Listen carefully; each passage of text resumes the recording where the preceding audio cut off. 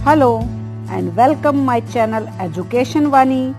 Educational information और video के लिए चैनल को सब्सक्राइब कीजिए, पास ही बेल आइकन को प्रेस कीजिए ताकि वीडियो के नोटिफिकेशन आपको मिलते रहें। अगर आपको वीडियो अच्छी लगती है तो लाइक एंड शेयर करना ना भूलें। नमस्कार बच्चों, हम हिंदी का 7वां पाठ कर रहे थे। पाठ का नाम क्या था? गांधी जी महान कैसे बने। हमने इसके शब्दार्थ और प्रश्न उत्तर किए थे। आज हम आगे करेंगे।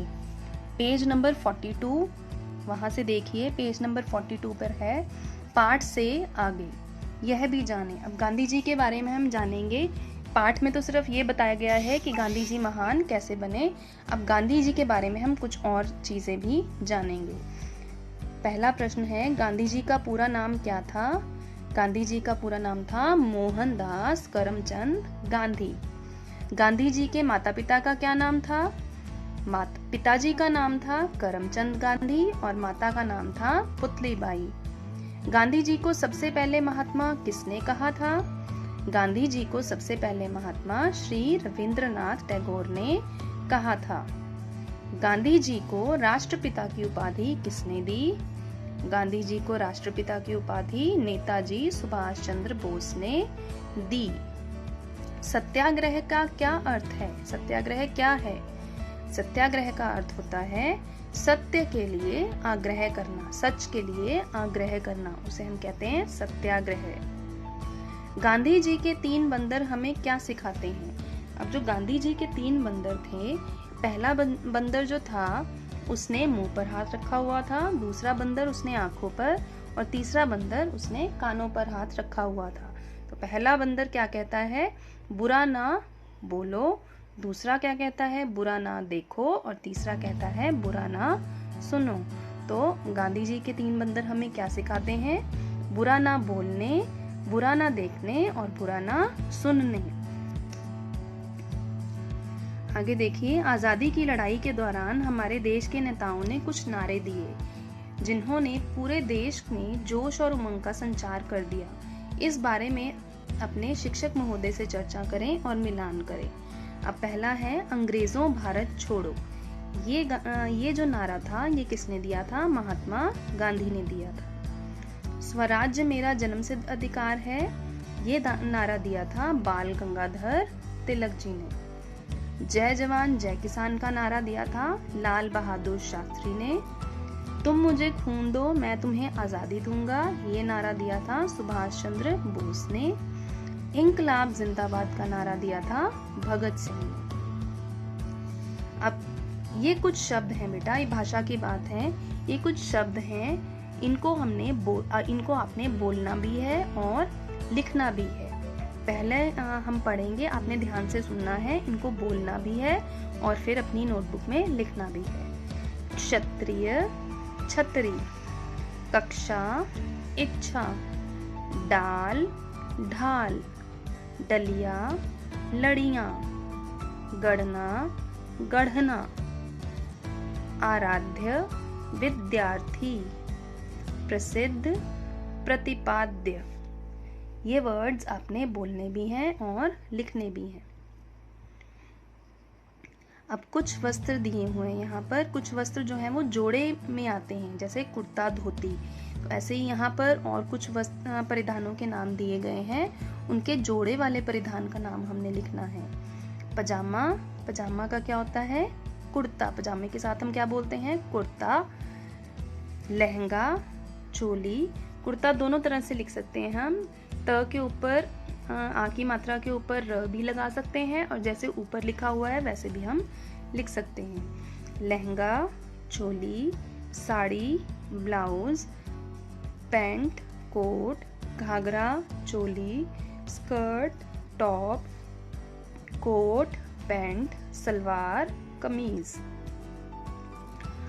अब देखिए, सही वर्तनी वाले शब्द चुनें। इनमें 2-2 शब्द लिखे हुए हैं, इनमें से हमने सही शब्द चुनना है कि कौन सा है। तो देखिए, पहले आशीर्वाद लिखा हुआ है। आशीर्वाद वो सही है जिसमें व के ऊपर र आता है, तो पहले वाला इसमें सही है। इंचार्ज, जिसमें ऊपर बिंदी आ रही है, वो इंचार्ज सही है।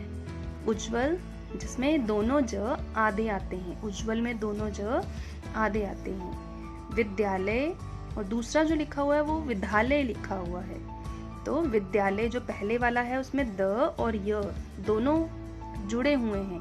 ध्य जो है उसमें द और य दोनों जुड़े हुए हैं, तो पहले वाला इसमें सही है। सन्यासी, इसमें दूसरे वाला सन्यासी सही है। कवियत्री, कवित्री इसमें पहली वाली कवित्री सही है। कवियत्री नहीं आएगा, कवियत्री य को छोटी की मात्रा। श्रीमती, श्रीमती में त को बड़ी की मात्रा आती है। रात्रि, रात्रि में त्र को छोटी की मात्रा। ऋषभ री ऋषि वाला। ढाबा दूसरे वाला सही है इसमें। अब देखिए कुछ ऐसे शब्द होते हैं जो सुनने में लगभग समान होते हैं, परंतु उनका जो अर्थ होता है एकदम भिन्न होता है। जैसे वास, वास का अर्थ होता है निवास, घर। और बास, बास मतलब होता है गंध, जैसे दुर्गंध आ रही हो, कुछ कोई स्मेल आ रही हो। ऐसे ही कुछ शब्द नीचे दिए गए हैं, उनका अर्थ हमने लिखना है। वात, वात मतलब हवा, और बात बोलना। कुल, वंश, कूल, किनारा। दिन, दिवस। दीन, लाचार। दीन गरीब भी हो सकता है और लाचार भी हो सकता है। और, की तरफ, और तथा। मूल्य, दाम, और मूल, जड़। काला, रंग, और काल, समय।